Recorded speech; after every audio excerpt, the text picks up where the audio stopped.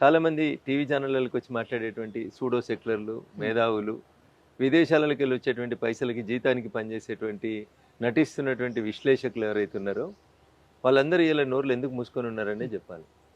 Secular దేశం అని చెప్తే నీదే మతం అని చెప్పి ప్యాంటిపు డ్రాయరిపు అని చెప్పి అంత దారుణంగా హింసించి చంపితే కూడా ఇంకా ఉగ్రవాదులను వెనకేసుకొచ్చేలాగా ఇది ఇంటెలిజెన్స్ వైఫల్యమని, పోలీసు వాళ్ళు లేరని, ఇట్లా రకరకాలు మాట్లాడేటువంటి మూర్ఖులకి నాదొక సూటి ప్రశ్న.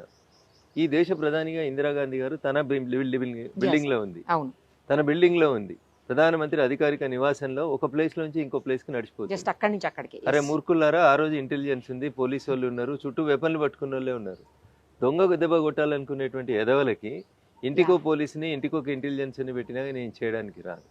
అందుకని దేశ సమగ్రతని, దేశ సమైక్యతకి భంగం వాటిల్లేటువంటి ఇట్లాంటి సంఘటనలు జరిగినప్పుడు ఈ గడ్డ మీద పుట్టి ఈ గడ్డ మీద బతుకుతూ అన్నం తింటున్నటువంటి ఎదవలు ఎవడైనా, ఏ పార్టీ ఎదవైనా దేశం ముందని మాట్లాడక దాని లోపల కూడా కోడిగుడ్డు మీద ఈకలు వీకేటువంటి మీలాంటి సన్నాసులు ఉన్నారు కాబట్టి పక్క దేశాలు ఇట్లాంటి పంచాయతీలు పేచీలు పెడతా ఉన్నాయి.